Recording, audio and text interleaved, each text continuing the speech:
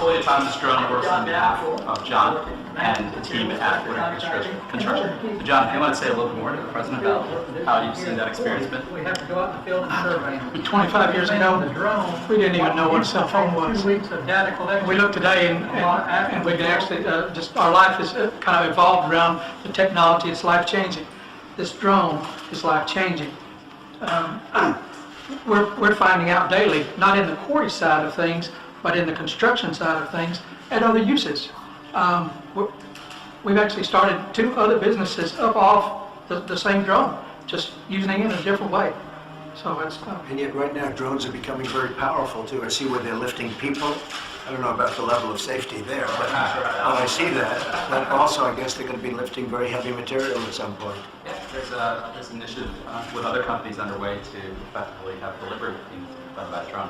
This drone in particular is about just being able to collect aerial intelligence in a seamless way and being able to deliver that to the user in a way that they weren't able to accomplish before. So John's able to get that work done in literally minutes after the drone flies, versus usually it would take him days of just manual labor to be able to accomplish that same work. Fantastic job. Thank you, sir. Thank you very much. Thank you. Thank you. Thank you. Pleasure. Randall? Yes, Mr. President, I'm going to tell you everything you need to know about 5G technology in about 2 minutes, okay? Guys like Jeff and Darius, Internet of Things, drones, autonomous cars are going to require a whole different level of speed and wireless networks. If you come over here, this is a residential neighborhood. If you want to get the kind of speeds required today, these lights are fiber. We have to take fiber to every one of these houses to get that kind of bandwidth. What 5G does, it says forget about all that fiber out here. Get fiber to this small cell, which Marcelo is going to show you here. This small cell will broadcast this kind of bandwidth to all these homes, okay? You no longer need to run fiber in here. So you can have speeds that are multiples of what the fastest cable technology can deliver today into the home with wireless technology. If you move into the city, what's happening? If you want to get that bandwidth in there, the same thing. Fiber runs to every one of these buildings. It takes a long time to dig up roads, bridges, and sidewalks and so forth. 5G says no longer. In fact, all you need are small cells inside the city, and we can light up these buildings here as well, right? And then as you move to Wi-Fi, we have Wi-Fi deployed in these buildings all over the place, so customers moving in and out of their Wi-Fi arrangement. You can see the old big cell technology sitting on top of buildings, broadcasting throughout the city. But down the street level, the customer is being put on whatever network gives them the fastest speeds. This could be an autonomous car, it could be any number of things. And so as the car moves, it gets moved back and forth between the networks into another 5G deployment, and you're getting these kind of multiple gigabit speeds throughout cities without all the fiber having to be deployed into all these buildings. Really accelerates it, makes us get to the market much faster. So 5 years ago, 10 years ago, you couldn't have even imagined Wouldn't have this. thought about it. No, sir, we would not have. And this is 2018, we'll deploy this kind of configuration, and the companies in here are, and in 2020, it becomes mobile. And so this handset would be getting these. So there has to be a tremendous construction saving too, ultimately. It's a huge construction saving. You don't have to deploy all this fiber. And you see this little cell site here. You're going from deploying these big cell sites and towers to deploying these all over cities. That's what Marcelo is going to show you, what this technology looks like now. So, Mr. President, if I can summarize 5G, is $275 billion of investment in the next 7 years, the creation of 3 million new jobs, and a contribution of $500 billion to the GDP of the United States. What is different between 4G and 5G? 4G, those were enormous towers that look quite ugly. We're going to move to deploy millions of this, hundreds of thousands and then millions of small cells all over the United States. The problem that we have is it takes us 1 year to get a city to give us a permit, but it takes us 1 hour to install them. And unless we can install them real fast, we're going to lose that leadership that we have today. Those huge towers, all it is now, is just a small cell. You put this on the utility poles, you put it in the cable straps, and that's all we need in order to enable. So when people ask about 5G, But they're mostly local permits you need? basically we run into trouble with cities, municipalities, counties. Each one has its own idea of how much they should charge, how long should it take. How much is a federal permit? How long does that take? Well, this mainly will go down to the cities. We're working quite well with the FCC. Problem with certain cities. There's some cities that takes 30 days, there's some cities that takes 2 years, so it's impossible to deploy. So this is why we need to fix this. And that's what 5G, when everybody talks about 5G, We can do a recommendation to the cities all over the country to get it going, and Gary, maybe they can move it faster. Because this is truly a great process, but why don't we do a very strong letter of recommendation so they can get it done much faster? We're doing that all over the country. And you know what, shot clocks, the FCC at one time put in place to deploy these kind of cell sites, shot clocks. You have 180 days to get a permit done or accepting a permit. Something similar needs to be done. Well, we're doing that with highways. It would take sometimes 15 to 20 years to get permits to build a small road or a highway. And we're going to bring it down, try to bring it down to 1 year, maximum 1 year. And you have the same thing. This is much easier. So This is really much easier, believe me. the US is a leader in 4G. We launched 3G. And every country, China, Europe, is basically streamlining the process to get there So faster. this will be going into many other countries. By other companies, by you, by No, whom? we only operate in the US, and our goal is to basically, we want the US to lead 5G because of the speed, because of the job You creation. will if you can get your permits. Absolutely. China has much less trouble getting permits. Central government. Hi, this is John in Los Angeles. It's October 22nd, 2017, about 10 o'clock in the morning, and I'm at a park in Dominguez, California here. That was a little religious ceremony they got going down there. So I'm looking around the park, and I'm looking at this. Look at this. This is a microwave cell tower, guys, right out in the open, where anybody can walk up to it. People are being hit by it that are playing in the park and all this stuff. And I'm gonna show you the signs here, wide open. Look at this. You can freeze frame the video if you want to read some of this. I won't stay on it too long, but just take a look at this. Look at this. Yeah, you really want to salute this. They're microwaving the piss out of us all, and they're disguising it as this. This is what they do. They put the flag on things so you trust it. Well, I don't trust it, all right? Put the flag on things so you trust it. Well, I don't trust it. Tour guide said that one of the reasons they wanted to build the data center in Utah was because of the patriotism of people from Utah. Yeah, that was one of my questions is, you know, why did you come here? And his response was, the electricity is cheap and the people are patriotic. And I read that as a code word, is that nobody's going to ask any questions. And, you know, that kind of sat with me uneasily, that in my opinion, patriotism is questioning your government consistently. The idea that we're just sheep out here and we're not going to care, I think is, you know, even though we're a very conservative state, I think a lot of people would bristle at that idea. Put the flag on things so you trust it. Well, I don't trust it. One of the most shocking things that I found thus far in all the inspections that I've performed for people so far. And here we are on the roof of an architecture firm in this beautiful space that this person lives in. I'm going to show you the first thing right here. Stay back. Radio frequency energy may exceed exposure limits. This person just found out recently that they have cancer, and they've actually been helping their son for the last year or so, who's 25, who also has cancer. And I'm going to show you what is behind this building, and I'm really, really shocked. So here we go. Here's this door, and we're gonna just step in here very briefly because it's really intense in here. So this is cell phone towers. Look at that. It's unbelievable. And again, I'll show you the meter. Sitting here right outside these people's driveway. Now this is also extremely hard to believe. I've now driven down almost a full block, right next to the telephone pole, down a full block, and check this out. I'm going to show you the meter reading, and the meter is still up at 2 and 3 volts per meter in the red on the left-hand side at the peak. Benjamin Rivas has worked on cell phone towers for 14 years. Physically burned my hand. The burn is a work injury you can see. What you see here is what I would call an everyday crime. Other problems, he said, caused by the towers aren't as easy to spot. Depression, and I get headaches from time to time, and mood swings and stuff. Here's what I consider, in my personal opinion, another crime scene. And I don't think I'm being dramatic saying this. Here's the cell phone tower. I want you to notice where this is located. Literally in the parking lot right next to these stores. There's human beings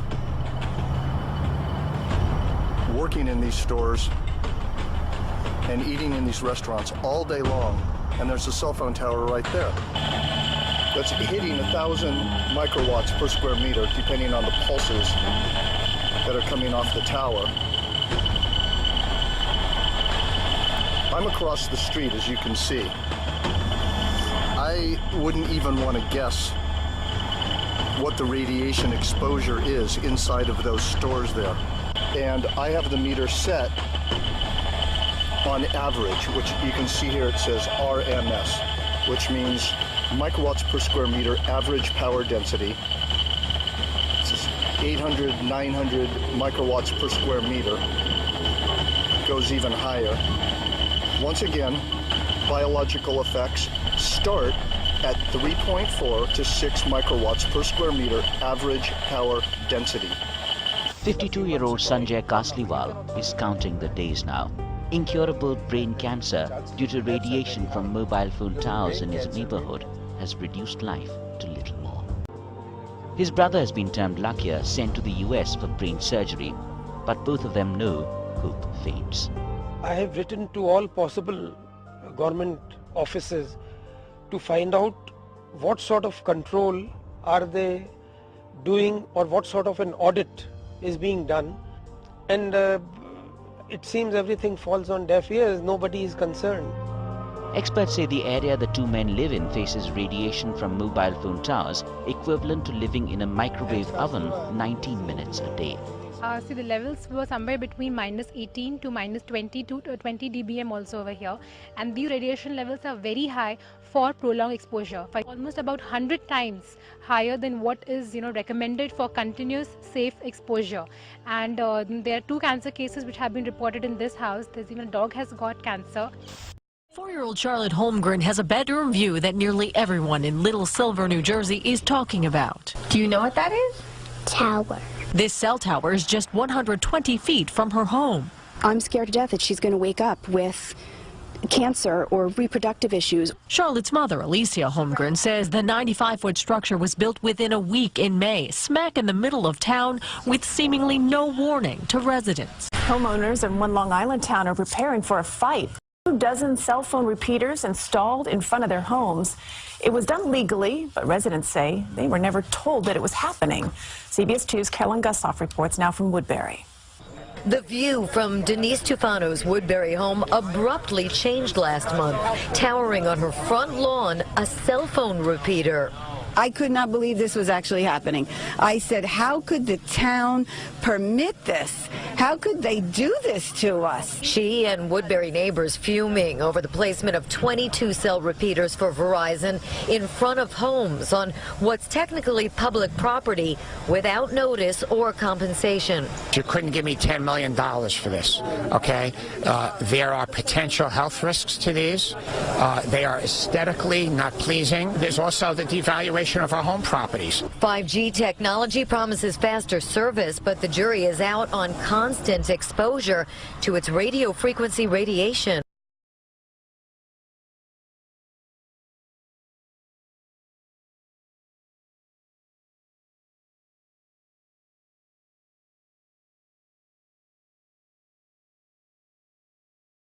.5G technology promises faster service, but the jury is out on constant exposure to its radio frequency radiation. Your cell phone you use, you put down. Microwave you use, you stop. This is constant bombardment, and we don't know what is the long-term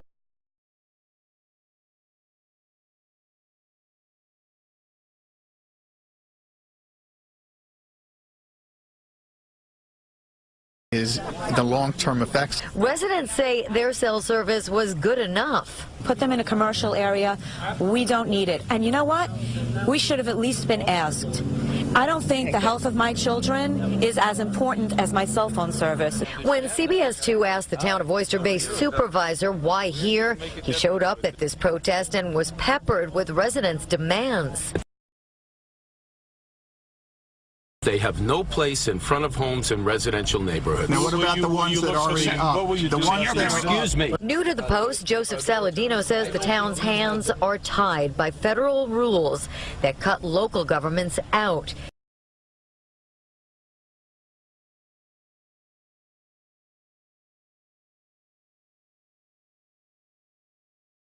Town Supervisor Saladino vows to do everything in his power to get these taken down and prevent new ones from going up in front of homes.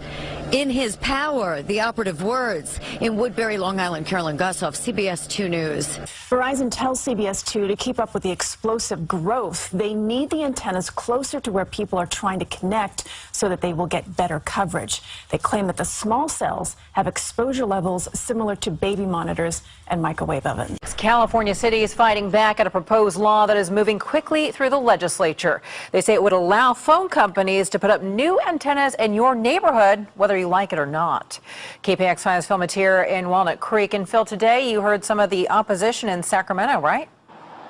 That's right, and a lot of it is based on what you see around us here in Walnut Creek. You're walking down the street in the downtown of your little town, and you maybe one day will look up at a street lamp like this, and sitting on top of it is something totally unexpected. A cell phone antenna. Here's the story.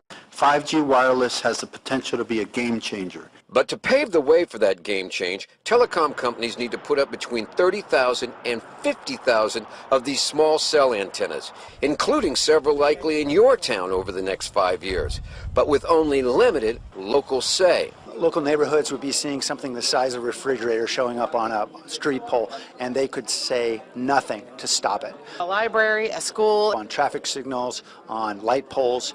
This would give the companies free rein to install these small cells on any public infrastructure, and we would have no ability to say no. We're also talking about an industry that is a big player in California politics.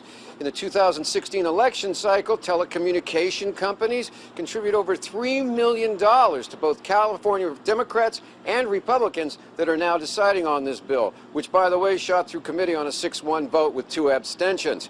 It's going to be a tug of war, but it looks like they're going to win, so it's only a matter of time when we're going to be seeing these. By the way, you'll be able to check it all out on the internet because they're going to make that faster as well. In Walnut Creek, Phil Matier, KPIX 5. Back to you guys. People living near St. Joseph's Church on Green Bay's south side are voicing their concerns, protesting this morning against a cell phone tower that will be built on church grounds. Protesters of this tower say there are several reasons they do not want the tower to be built there, including what they say are health risks, lowering the value of their property, and messing with televisions and radios on their homes. A staff member of the Quad Parishes told us some of the reasons the church agreed to having the cell phone tower on its property, including financial benefits. Provide better cell phone coverage, and nowadays everybody has a cell phone, so that's one of the main things. It will be an evangelization tool for us. It's going to be a clock tower, and it will have our church name on all 4 sides, a cross on the top lit up so that people will know that there's a church here. It's a terrible location to put up a 140-foot tall cell phone tower. Willoughby Hills residents like Dan Valerian say they were stunned to learn their mayor approved a massive cell tower to be built here at this location on River Road without them even knowing it. A location residents say is all wrong. The beauty of the Chagrin Valley on one side, residential areas all around you, a historic cemetery, a historic building, and you're just going to wedge this thing right in the middle of all that? And some Willoughby Hills council members say the mayor broke the law by approving the project. And to find out that the mayor had signed it months before the first meeting was held, I think that's just wrong. And frankly, at our December meeting, we asked the mayor, not once but twice, did you sign any agreement with Verizon or the representatives? He said no both times. Did you sign this lease without consulting residents? Yes, I did. Did you sign this lease without consulting residents? Yes, I did. Mayor Robert Weger admitted he approved the project without talking to residents, but told me City Council was in on the deal. A deal that could have Willoughby Hills facing a lawsuit if it doesn't follow through. It's got to go through 2 readings at the Planning Commission, and that hasn't happened yet. Reporting here in Willoughby Hills, I'm News 5 investigator Joe Paganakis. Residents in one of El Paso's oldest neighborhoods are speaking out against a proposed cell phone tower. KFOX 14 News at 9's Megan Lopez attended a Sunset Heights community meeting tonight to find out why they're so opposed to it. She joins us live in the studio. to explain why residents say they don't want the tower. Megan. Robert, people who live in the Sunset Heights Historic District say the 60-foot tall tower will be an eyesore. They say it doesn't belong in their community. The president of the Sunset Heights Neighborhood Improvement Association, Cito Negron, says the tower and the city is currently considering whether it wants to let Crown Castle build that tower for Verizon Wireless. These are some artistic renderings of what that tower could look like. Negron says that the company offered designs that would look like a Bhutanese structure to disguise the tower so it would resemble a UTEP design. But some of the residents I spoke with tonight say that's not enough. Now, they talked about disguising it to look like a UTEP tower, you know? But this is not UTEP. This is Sunset Heights. If they want to put that over there by UTEP, you know, that's their decision. It's not consistent with the integrity of the historic nature of the neighborhood. It might not be to the benefit of anybody but the cell carrier and the property owner. It's definitely not to the benefit of the neighborhood. Aside from being an eyesore, Negron tells me that the company has to get special permission to build that tower in that area because it's so close to some houses. Tonight, Sunset Heights residents met at Hal Marcus Gallery to discuss their options. Some have sent letters to the city's planning commission to ask for another area to be chosen for that tower. The city's planning commission is set to hear the cell phone tower proposal tomorrow afternoon. Reporting live, Megan Lopez, KFOX 14 News. Every new generation of wireless networks delivers faster speeds and more functionality to our smartphones. 1G brought us the very first cell phones, 2G let us text for the first time, 3G brought us online, and 4G delivered the speeds that we enjoy today. But as more users come online, 4G networks have just about reached the limit of what they're capable of at a time when users want even more data for their smartphones and devices. Now we're headed toward 5G, the next generation of wireless. It will be able to handle 1,000 times more traffic than today's networks, and it'll be up to 10 times faster than 4G LTE. Just imagine downloading an HD movie in under a second, and then let your imagination run wild.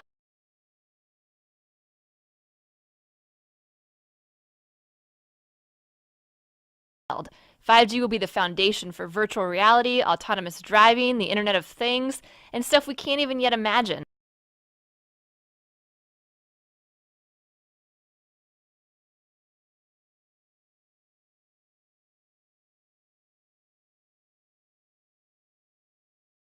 But what exactly is a 5G network?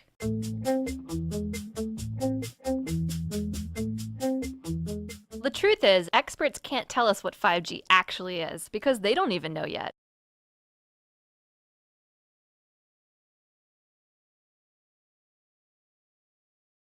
Your smartphone and other electronic devices in your home use very specific frequencies on the radio frequency spectrum, typically those under 6 gigahertz. But these frequencies are starting to get more crowded. Carriers can only squeeze so many bits of data on the same amount of radio frequency spectrum. As more devices come online, we're going to start to see slower service and more dropped connections. The solution is to open up some new real estate. So researchers are experimenting with broadcasting on shorter millimeter waves, those that fall between 30 and 300 gigahertz. This section of spectrum has never been used before for mobile devices, and opening it up means more bandwidth for everyone. But there is a catch. Millimeter waves can't travel well through buildings or other obstacles, and they tend to be absorbed by plants and rain. To get around this problem, we'll need technology number 2, small cell networks. Today's wireless networks rely on large, high-powered cell towers to broadcast their signals over long distances. But remember, higher frequency millimeter waves have a harder time traveling through obstacles, which means if you move behind one, you lose your signal. Small cell networks would solve that problem, using thousands of low-power mini base stations. These base stations would be much closer together than traditional towers, forming a sort of relay team to transmit signals around obstacles. We know people are already getting sick from the lower frequencies, and we expect, that is our scientists expect, that these higher, ultra-high frequency microwaves are going to bring people to disease quicker and in a more intense form. The other problem with 5G technology is these microwaves are very short. So our old microwaves were about 2.5 to 3 feet long. These are now about 1 inch to ½ an inch long, and they don't travel very well. So they're going to have to put a little cell tower transmitter in front of about every 2 to 10 homes. Now this is a big problem because we know that cancer rates around regular cell towers are about 3 or 4 times what they normally should be. We also know that there's neurological symptoms that increase as you get closer and closer to a cell tower. Now these new transmitters are going to be placed close to people's homes.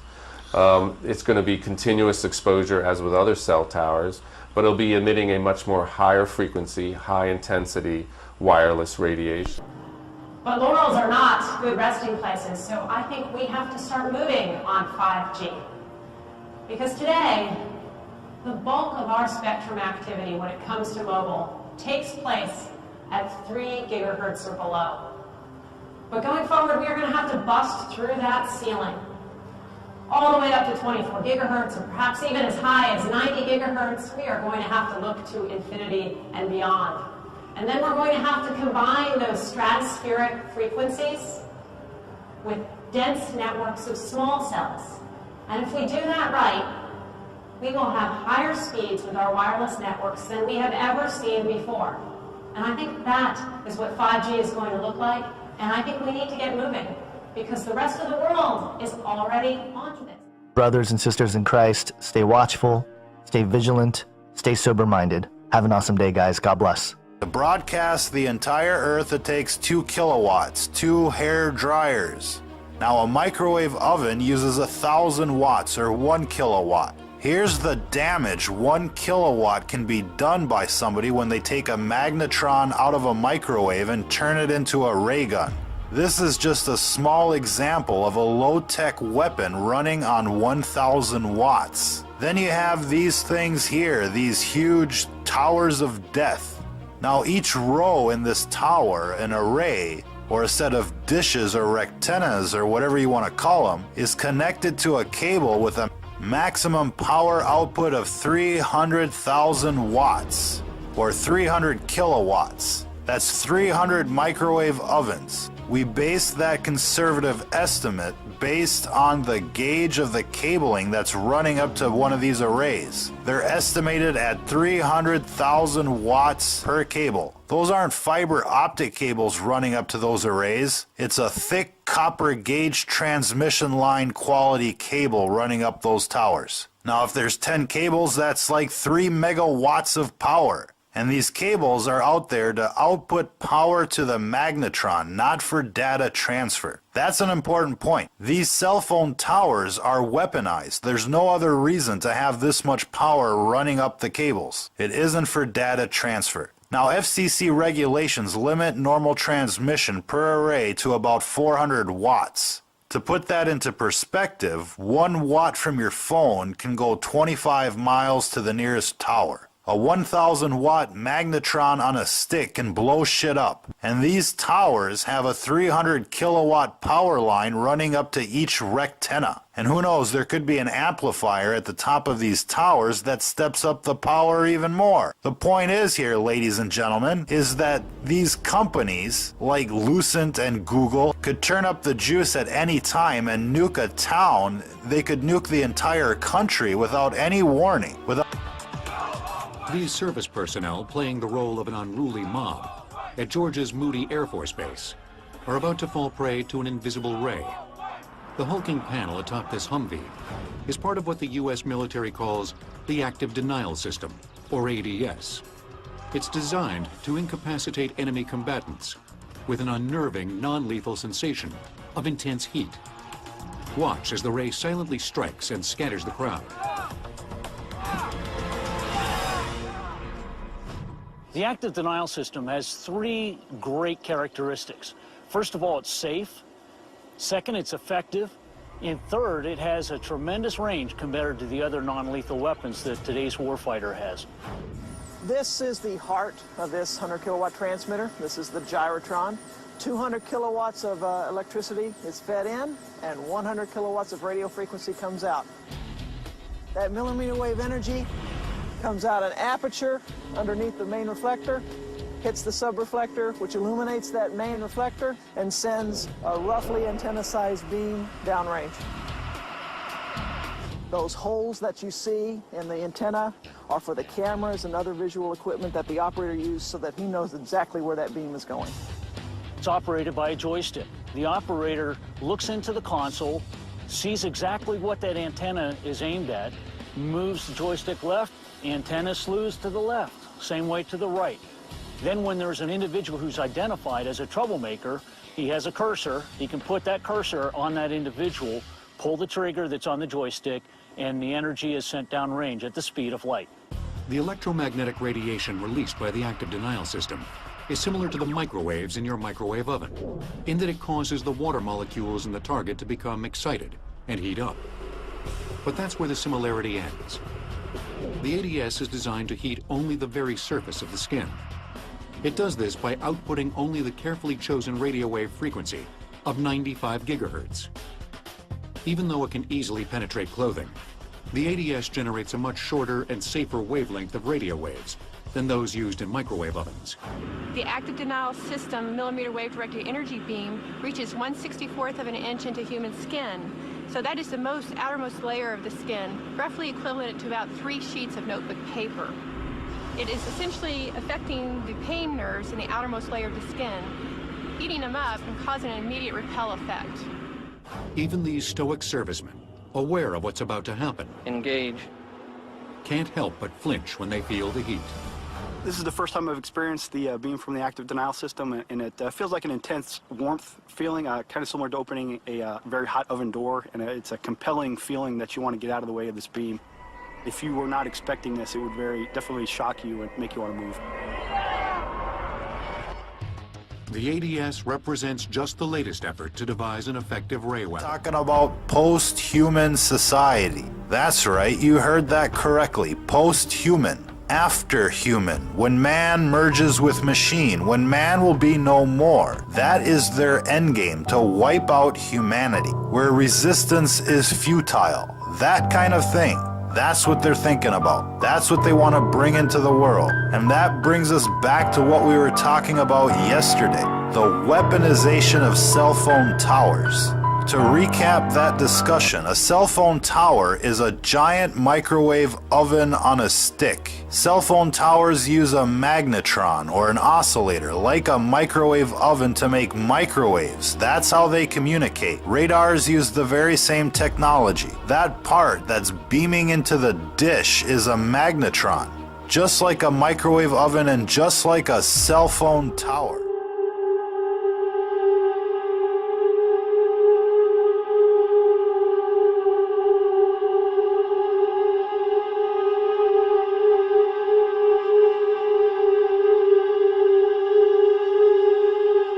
Cell phone service is still spotty. Companies like Verizon are using temporary microwave technology. To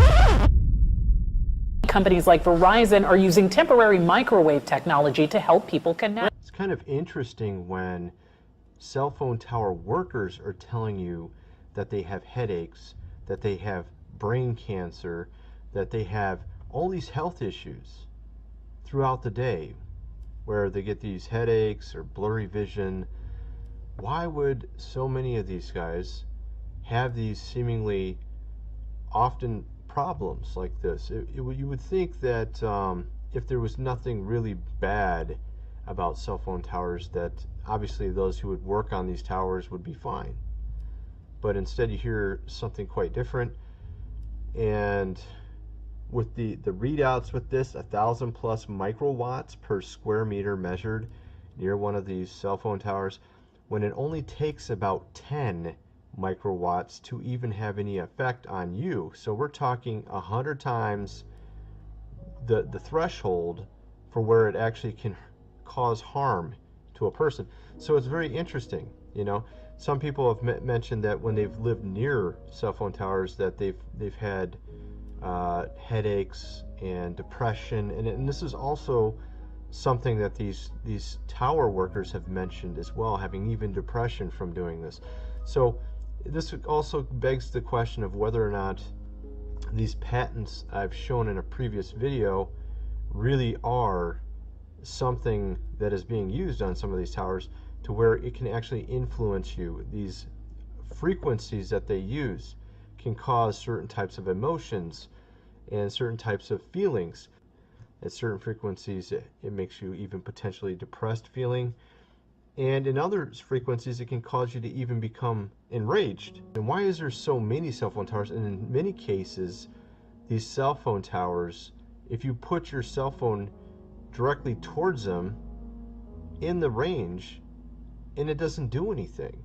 You go look up the cell phone tower online, it says it's for this certain particular company, let's say Sprint. You go and take your phone over to it, and you have no bars. It doesn't even make any sense. Or even have some of these cell phone towers multiples in a row. Why would you have so many in a row? What's the relevance of that? It's supposed to be covering certain square footage, allegedly, but instead we have them lined up near a highway. Why would they be doing that? Especially not very far apart. So it makes you kind of wonder what they're really for here. Just make today. Everyone knows the government agencies are corrupt. It's common sense. It's clear that the system is broken and they're all crossing the line. Homeland Security, IRS, the USDA, the Treasury, the EPA, all of it BS. But rarely is it so blatant as it is with the FCC, the Federal Communications Commission, because, well, very, very few people pay attention at all to them. Hardly any resistance was put up against net neutrality rules, and that was a fairly big media story. Almost no one said anything about the mergers between the giant telecoms and the general complete takeover of communications. There really wasn't any resistance to the 1996 Telecommunications Act, which opened up a whole can of worms, a whole set of Pandora's boxes with the NSA and everyone else. But now they've opened up the floodgates to massive corporate control over our lives, a total surveillance system on the part of government agencies and their contractors, and the very near blanketing of the entire population. Literally, of everyone in the world. Literally, of everyone in the world. Autonomous vehicles, smart city energy grids, transportation networks, and water systems. Immersive education and entertainment will come from the cloud. The driving force of the 21st century will be powerful processing, centralized in the cloud, and wirelessly connected to thin clients. All of whom will be saturated with gigahertz signals literally everywhere they go on the planet, and no one has permission. The United States will be the first country in the world to open up high-band spectrum for 5G networks and applications. And that's damn important, and will generate tens of billions of dollars in economic activity. Big surprise, since this FCC chairman, now a former chairman, who was appointed by Obama, big surprise since he used to be the president of 2 industry lobbyist organizations. Tom Wheeler was formerly president of the National Cable and Telecommunications Association and the CEO of the Cellular, Telecom, and Internet Association. Chairman Wheeler put the entire fixed and mobile broadband industry under a stricter regulatory regime. He has done so many things that have angered his former employers at the NCTA and CTIA have sued the FCC during his tenure. He explains his actions by saying, "I used to be an advocate for corporate interests, and I hope I was a good one. But today, my client is the American people, and I want to be the best damn advocate for the American people that I can be." So he represents the industry, he got appointed to the position, and he just fox and henhouse the whole thing. He just prostituted it all. So it's no wonder that he gives a no-holds-barred, full-force push to usher in 5G everywhere upon everyone, to swiftly and fully silence any and all dissenters, to ignore all the real questions, and to make sure that the safety data, to make sure that safety studies don't even happen. Unlike some countries, we do not believe that we should spend the next couple of years studying what 5G should be or how it should operate. We won't wait for the standards. Turning innovators loose is far preferable to expecting committees and regulators to define the future. And to make sure that questions about the biological effects of non-ionizing radiation are kept to an absolute minimum, off the table, out of the public eye, and nowhere near the FCC conversation. How many people have to die from brain cancer before the federal government puts warning labels on cell phones? It's time to tell the American public the truth. Wireless causes cancer and killing hundreds, and you don't care. You don't give a damn. Because they're going to rubber stamp this thing right through, no doubt about it. They already have. And what else would you expect from a lobbyist? The trade-off gives total power to these companies, to various government agencies, and to anyone in between who's interested in spying, hackers. It opens it up for everyone. And as technology races forward in what is already a world dominated by cell phones and people looking lost into little screens, it will now be completely saturated with high-speed connections. The next generation of wireless must be mobile fiber. 10 to 100 times faster than what we're used to today. We need to speed the deployment of 5G here on our shores. Yes, 5G will connect the Internet of Everything. If something can be connected, it will be connected in a 5G world. Of hundreds of billions of microchips connected in products from pill bottles to plant waterers, you can be sure of only one thing. The biggest Internet of Things application has yet Every to be single imagined. device and appliance in manufacture is being fitted with a two-way communication device, and it sends data back. Spying and surveillance is completely built in. It's a total default, and it's the given. Location tracking, health data, audio and visual recordings, text, and everything else is going to be continually collected. And Tom Wheeler of the FCC freely admits it. He thinks it's great because it's going to make everything faster, and it's going to make more money. We take our most significant step yet down the path to our 5G future. Others have covered it as well, but this is an issue that is not well known enough. 5G is a huge upgrade to the system. It is a complete overhaul compared with 3G and 4G. It's not only dramatically faster speeds, which is what they're going to play up to sell it to consumers and tell everyone what a great convenience and advancement that it is, but it is also a literal complete infrastructure overhaul. Now, to make this work, the 5G build-out is going to be very infrastructure intensive, requiring massive deployment of small cells.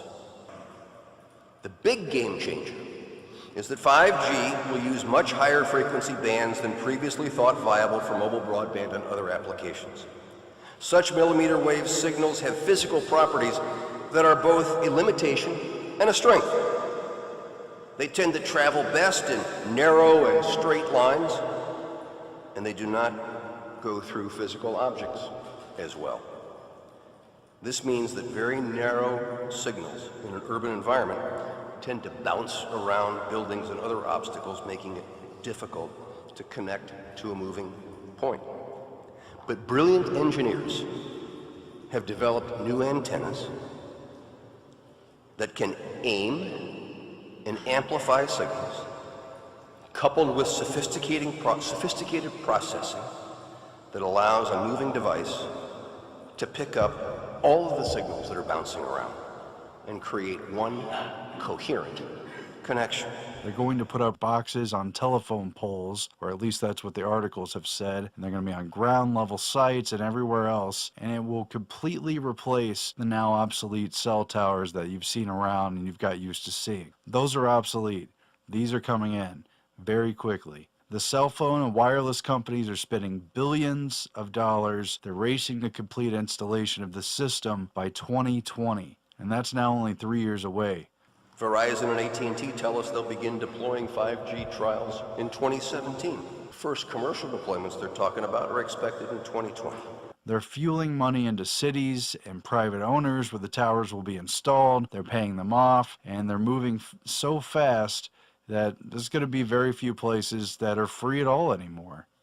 I don't want to add paranoia, I don't want to make people fearful, but basically, where can you run from this? Once this system is fully launched and up, it's It's going to be just like the Terminator Genesis system. It's going to be the rise of AI, and it's going to be like there's no looking back. We must reject the notion that the 5G future will be the sole provenance of urban areas. The 5G revolution will touch all corners of our country. We are the pioneers of a new spectrum frontier. No one gave permission for this because most people don't fully understand what's happening or why it matters. They're going to click on little agreements on their cell phone for the different sites they visit, and they're going to have no idea how much is going to be taken from that. But it's clear that this is not a good bargain, and people need to be warned. They should try to oppose this in their local cities and where they can, and try to challenge these companies, because they don't want to face resistance, and they don't want a population that knows about the dangers and the risks of this technology. But the capabilities of this technology are absolutely unfathomable. I can't cover it all in this video. Go look it up for yourself. Now, I'm not going to get into Dr. Rasa Day of UCLA right now, do a more in-depth video later on, or a lot of the other brain doctors and neurological researchers, but Rasa Day was working with the CIA and exchanging technology and study data with the Russians back in the 60s and 70s and even further back, and he figured out scientifically, demonstratively, how non-ionizing radiation at various specific frequencies from microwaves or from other signals, how they could alter human and animal behavior. For instance, a simple 10 Hz wave could put someone into a stupor within a couple of minutes. Using neuroelectric devices that they developed by the 70s, they could put individuals or entire towns to sleep on command. They can aggravate people, they can alter their sexual preferences, they could delete their memories, they could turn on desire, they could turn on repulsion, and they could otherwise hijack someone's spontaneous and natural behavior. They could literally hijack your nervous system and your brain. And that was 30 or 40 years ago. Now things are very advanced, they're very precise, and they're very far along. There's discussions now at the Davos World Economic Forum that have broached the topic of mind reading and literal mind control. And these devices, the capability to do it is built into everything, every handheld unit, every laptop, mobile device that everyone's carrying around. And once things are fast enough with 5G, all bets are off. The constant ubiquitous connection with these next generation 5G towers, I mean, what else can you say? You either see it or you don't. Research undertaken in Denmark has shown that plants placed too close to Wi-Fi routers have trouble growing. The experiment was performed by a group of 9th graders after their proposal to monitor the effects of sleeping by a cell phone was rejected due to the lack of sufficient resources. Undaunted, they switched their focus to the more attainable goal of assessing the impact that router radiation from Wi-Fi had on plants. The group planted 12 containers of garden cress seeds and placed half in a room near 2 Wi-Fi devices and the other half in a separate room with no such gadgets. For 12 days, they monitored the progress of the seeds by photographing, weighing, and measuring them. By the end of the test duration, the results were clear. The seeds that were placed near the router had died or not grown as usual, while the others had begun to flourish. The teacher who oversaw the experiment assured critics that the 2 specimens were watered and cared for in the same manner. Their discovery has gotten the attention of a professor at the Karolinska Institute, who plans to carry out a similar test, but in a more controlled environment. You may sign up to speak. You may please leave. Please leave the room. Thank you. Please leave. Shame on you. Tempers seemed to flare at the county school board meeting. This as board members heard from the public about putting up a cell tower on the grounds of Shadyside Elementary School. You are the deciders. The process started here, the process tracks here, the process ends here. Those opposed to the cell tower, some of them parents, say they have long-term health concerns. They were counting on the board to take action by casting a vote, even though it was only a review item. As board members, please protect our children. We absolutely need you today to be brave. Even as both sides lined up to be heard, it was evident there was still plenty of frustration. That's when the board had to call in security. It's time for you to leave. Thank you, I will, thank you. There was public support for the Shadyside cell tower from residents who tried to convince the board of the benefits. With the current storms brewing in the Atlantic this week, I think about safety. Will my cell phone work if I call for help?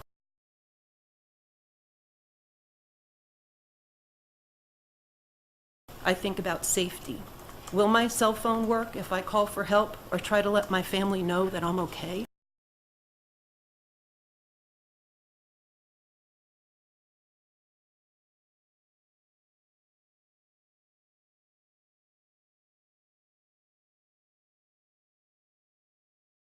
Please do not let the financial agenda of these small few in our community bully this board into backing out of this plan. One board member called for a vote on the issue, even though he realized the item was only up for review. Motion fails at this time. That said, the cell tower proposal, now out of the hands of the school board, awaits an official permit. Now, looking beyond Shadyside, there are two other pending cell phone tower proposals, one of them on the grounds of school board headquarters. So what's the financial benefit? Last year, the school system collected a little more than $81,000.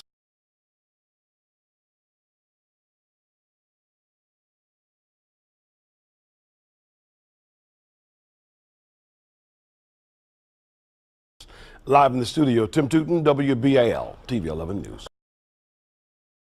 Of all the places in Shadyside, why are you trying to put a cell phone tower in my kid's playground? There's like 1,000 other places you can put a cell phone tower. This is ground zero for the best possible opportunity to create. I understand, but the point I'm making is this. You're asking why I can't go somewhere else, right? You're asking why can't I go like a mile away or 2 miles away? The answer is this is the best place to fill the hole in the network.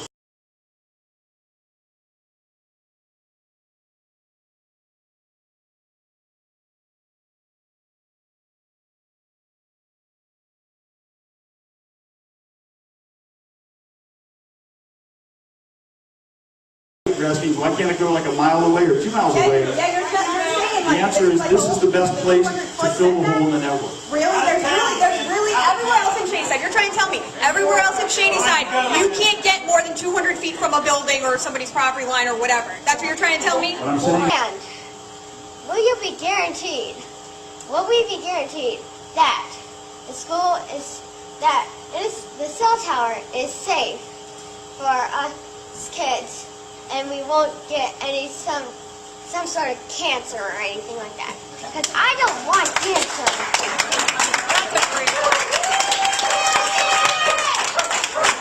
Can I ask what grade you're in? What? What grade are you in? 5th. You're in 5th grade. Yeah. Okay. Going into 5th. When my son was 9 years old, in the 3rd grade, he was diagnosed with leukemia. He went to a school where there was a cell tower within 300 or 400 feet from his elementary school at Forest Hill Elementary School in Fairfax County. So if there's anyone who can understand your concern, it's me. Because I'm a parent of a child who had cancer and survived cancer. And I can tell you that there is no credible evidence to demonstrate that my son got cancer from that cell tower.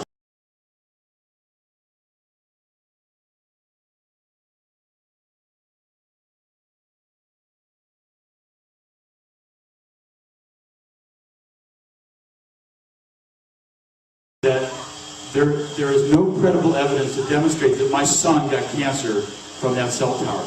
Because the reality is that there's no evidence to show that that was harm. And I wouldn't be the big that would cause harm.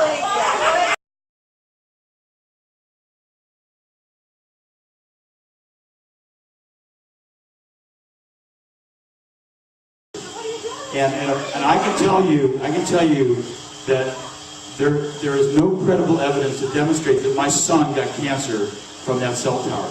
Because the reality is that there's no evidence to show that that was harm. And I wouldn't be the big that would cause harm. In cell tower will go up in Appleton. A judge ruled in favor of the company last week, but the city of Appleton and nearby neighbors are not happy with that decision. Fox 11's Alexa Santos has this Fox 11 follow-up.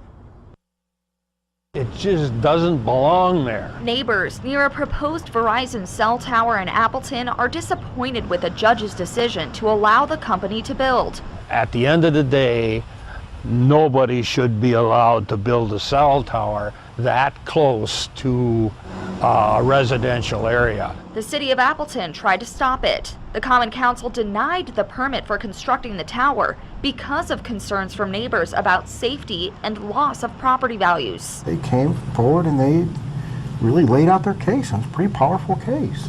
So council said, no. See what happens. We'll take our chances. In August, Verizon sued the city of Appleton over that decision. Outagamie County Judge Nancy Krieger ruled in favor of Verizon's claim that Appleton didn't provide enough evidence to support that permit denial, and those grounds are not valid for denying a permit. We're definitely pleased with the outcome, and for us it really comes down to public safety. And for us it really comes down to public safety. And I can tell you that there is no credible evidence to demonstrate that my son got cancer from that cell tower, because the reality is that there's no evidence that shows it causes harm, and I wouldn't put a big if they were causing harm. And for us it really comes down to public safety. Verizon says it wanted to fill in gaps in coverage in the Appleton area and also make sure people could use their phones in case of an emergency. I think about safety. Will my cell phone work if I call for help or try to let my family know that I'm okay? My name is Chuck Groddens with Computer Care Clinic. One of the most frequent questions we get here in our service is, how can I resolve my Wi-Fi troubleshooting problems? People lose signal or a device stops connecting. So I decided in order to answer that question with any authority, I needed to look a little bit further into this whole Wi-Fi thing. What is it? How does it work? What type of signals are being broadcast? Are they directional? How much power do you need? And then I thought about it as I was doing this research. Well, what are the effects of these things, these Wi-Fi transmitters? What type of radio frequencies do they use? How much power do they need? And where are they? And how are they affecting us, if in any way at all? So this video is going to be a little bit longer than our usual tip of the day, but it's going to explore Wi-Fi and Wi-Fi signals, and we'll dig into a little bit of radio frequency too, just in case you forgot or you were sleeping during your physics classes in high school. So let's dig into Wi-Fi, find out the myths and the truths, and hopefully we'll have a better idea and handle on how to troubleshoot our Wi-Fi problems.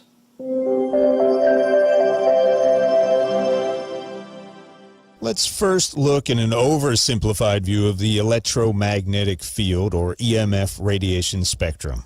EMF radiation can be classified from very low frequency, which has a long wavelength, to very high frequency, which has a short wavelength. The sound waves humans can hear are a form of very low frequency EMF radiation, with one single electromagnetic wave cycle or wavelength longer than a football field. On the high frequency end, you can find things like X-rays and gamma rays with a wavelength smaller than an atom.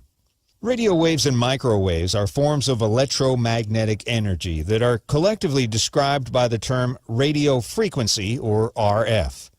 RF emissions are discussed in terms of energy, radiation, or fields. Radiation is defined as energy traveling through the air in form of waves or particles.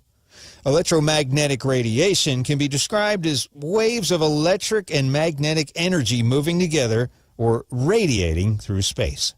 These radiation waves are generated by the movement of electrical charges through a conductive metal object, like an antenna. For example, the movement of energy in a radio or television or cellular base station antenna generates electromagnetic waves that radiate away from the antenna and are eventually intercepted by a receiving antenna, such as your rooftop TV antenna, a car radio antenna, or an antenna integrated into a handheld device, such as a cellular telephone. Frequency is the number of electromagnetic waves passing any given point in 1 second. For example, a typical radio wave transmitted by your favorite FM radio station has a wavelength of about 10 feet or 3 meters and a frequency of about 100 million cycles or waves per second, known as 100 megahertz. So your favorite FM radio station sends about 100 million 10-foot-long RF electromagnetic waves into the air every second. That's a lot of waves.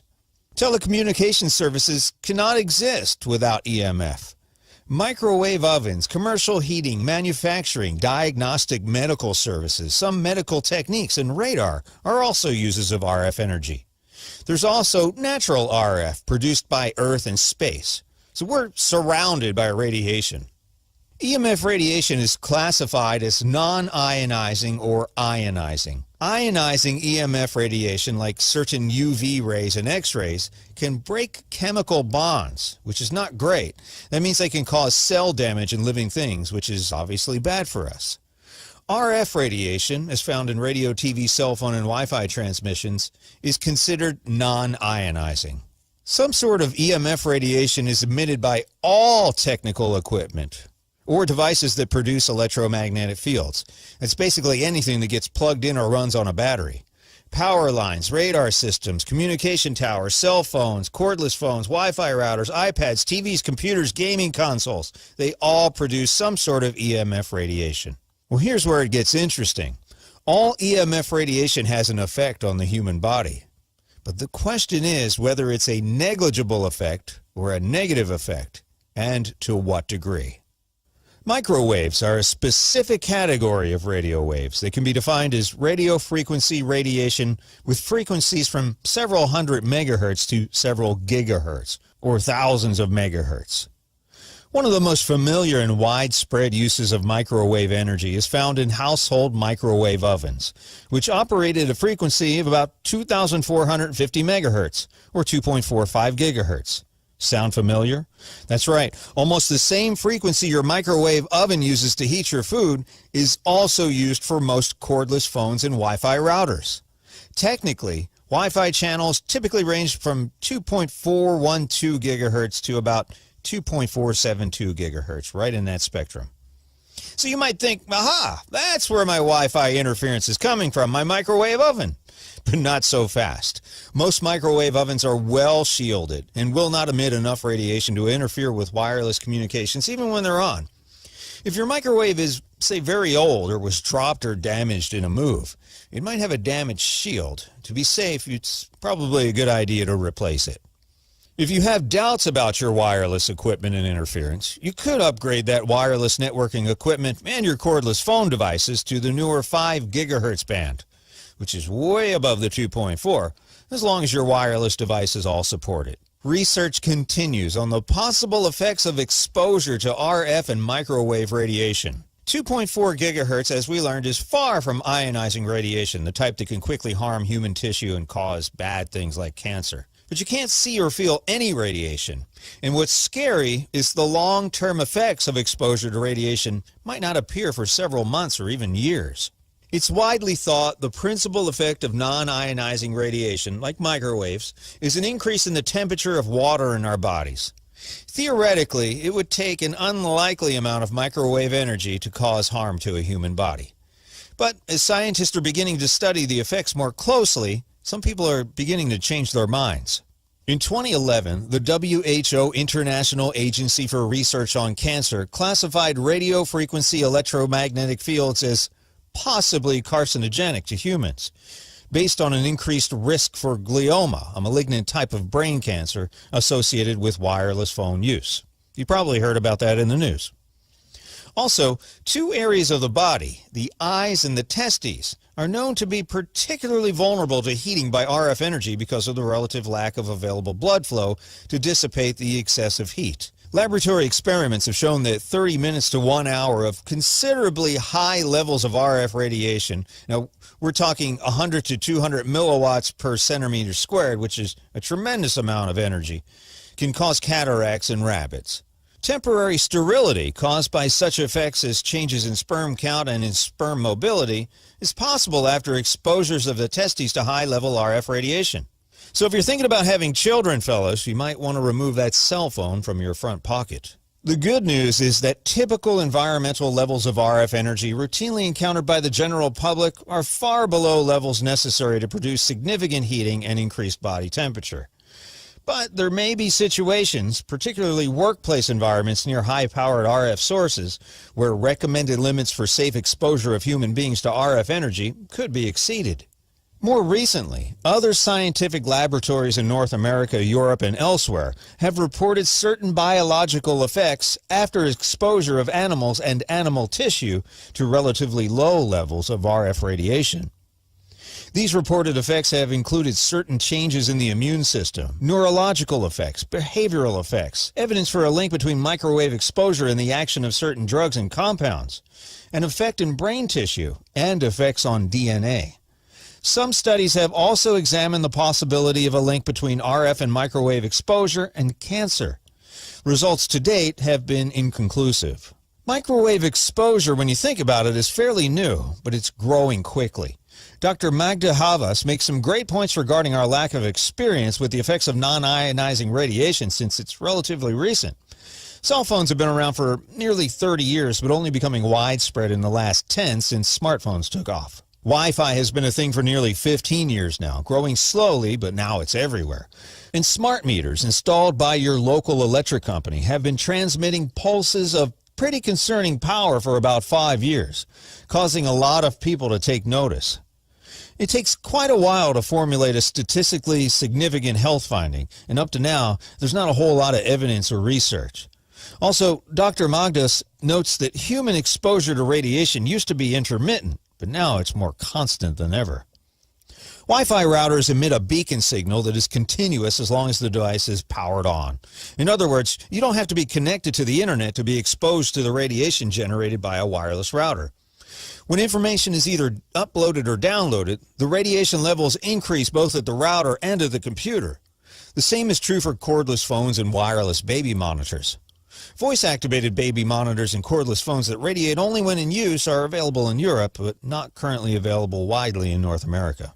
Now, some people are more sensitive to EMF than others, suffering from a recently discovered affliction known as electronic hypersensitivity. They used to just think these people are crazy, but now they're finding that symptoms including unexplained fatigue, sleep disturbances, headaches, feeling of discomfort, difficulty concentrating, depression, memory loss, visual disruptions, irritability, hearing disruptions, ringing in the ears, skin problems, heart palpitations, and irregular heartbeat, dizziness, loss of appetite, movement difficulties, and nausea may all be symptoms of electronic hypersensitivity. When electrically hypersensitive people go into an electromagnetically clean environment, many of their symptoms seem to diminish or disappear. Studies predict by 2017, almost 50% of the population may be complaining of this illness. Some countries are already withdrawing Wi-Fi from public areas and even creating radiation-free refuges for people with electrosensitivity. The bottom line on RF radiation and its effect on us? Well, the jury is still out, but it's not looking great. In the meantime, until we all know for sure, it might be prudent to take a few precautionary steps. Fortunately, it's pretty easy to avoid most microwave radiation in high doses. Move wireless routers and cell phones further away from people. The further they are away, the less RF you'll absorb. Use headphones or the speakerphone when you talk on your phone to keep it away from your brain. Don't sleep with your cell phone under your pillow. Don't put your cell phone in your pockets. And turn things off when you're not using them. Unplug your Wi-Fi router and turn off your phone if you absolutely don't need it at night. So what levels of RF radiation are considered safe, and what kinds of levels are typical? We did some of our own testing with an X-Tech 480836 EMF meter in a typical home and office scenario. And here's what we found. So we took some readings at our store and at our home. First we started at our store. Sorry for the messy workshop back here. And we got close to the wireless router and found that we had some spikes up to 0.6 microwatts per cubic centimeter, which is pretty high. So the question is, we still don't know what this stuff is doing to us, but there's some pretty cool charts at bioinitiative.org citing scientific studies that have already happened, and they have lots of easy-to-read, colorful charts with the potential effects of electromagnetic radiation in the human body. Again, these are proven to be long-term studies. Stuff's still kind of new. This is interesting, too. If you look at these smart meters that everybody's fussing about, I didn't think it was such a big deal until I took the readings myself, and looking at a peak of 37.28. And that's pretty heavy. I mean, that's a lot of power. Now, it's pulsed energy. It's not constant. But this might be hitting you in your bedroom or your place of work, depending on the location of this thing. And, of course, I'm right on top of it here. But if you look at it, you get immune system effects at that type of radiation. So you need to be concerned, if nothing else. We don't know if it's causing any cancer or immune system effects with a pulsed rate like that. Your body does a really good job of healing itself. Also, the microwave ovens. If you get really close, nobody would do this, would stand in front of a microwave oven, but there's considerable amount of energy coming out of a microwave oven. And you're looking at some of the effects that could here, including altered cell membranes. Of course, you wouldn't stand in front of a microwave oven. Most people have more sense than that. Although there is shielding inside, if you get right up on it, there are still some waves, microwaves, that do escape that shielding. So you want to make sure you're backed out. And you see, if I pull away and even leave the room, it gets back to more of a background radiation. Again, this is in our store. We've got Wi-Fi waves and microwaves flying all over the place in here. Now, this is just my laptop, and you can see as it's sending and receiving information, it's jacked up to about 0.2, 0.3, and you can see that there are some possible neurological effects, and that's constant.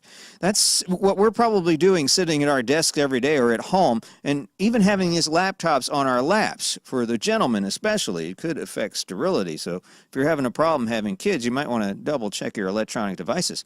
Now, my wife was on a phone call, and look at this, spiking at 7 microwatts per cubic centimeter. And it's huge. I mean, it doesn't do it all the time. We have a pretty crappy signal. We have Verizon in our house, and unfortunately, we're a little far off the beaten path. So I understand the further away, the more energy your phone has to use to acquire that signal. As I pull this away from her cell phone while she's on an active call, and this doesn't happen all the time, just when you're on a telephone call, and it's a little less for Wi-Fi, you can see that it gets kind of jacked up periodically. Not all the time, but I mean, these are significant numbers here, this 3 and 4, and you can see on the chart here what this does, even up to 7. And again, this is more constant than the pulsed energy we're looking at. So if you spend a lot of time on the phone, you might have some questions about what is this stuff doing? It's a relatively new phenomenon, only the last decade or so, so we don't have a whole lot of information. We are the guinea pigs, my friends, so take some precautions and just be careful. It's better to be safe than be sorry. My name is Chuck Fresh. Please like and subscribe and tell your friends about this video too. Hey, we might all learn something if we put our heads together, and put your findings in the comments below, please. We'd like to know what you're experiencing with microwave and RF frequency radiation. Thanks again for watching.